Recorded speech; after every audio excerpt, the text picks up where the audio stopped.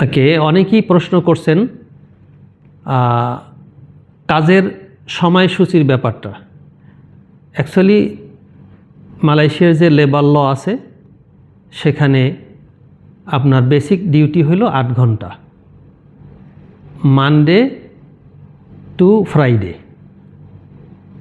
শনিবার বিভিন্ন কোম্পানি আপনার কাছ থেকে একই নিয়মে কাজ নেবে, কিছু কিছু কোম্পানি আপনাকে শনিবার দিন টোটালটাই ওভারটাইম ধরে। তো এইখানে ডিপেন্ড করে কোম্পানির উপরে। Actually the labour according to labour law এখানে শনিবার দিন হাফ বেলা কাজ হয়, হাফ বেলার পরে যে কাজটা হবে ওইটা অতিরিক্ত কাজ ধরে। আর রবিবার যদি কাজ হয় সেখানে হইল 3 গুণ যদি হয়, এই হইল। আর 8 ঘন্টায় আপনি 1 ঘন্টা পাবেন রেস্ট।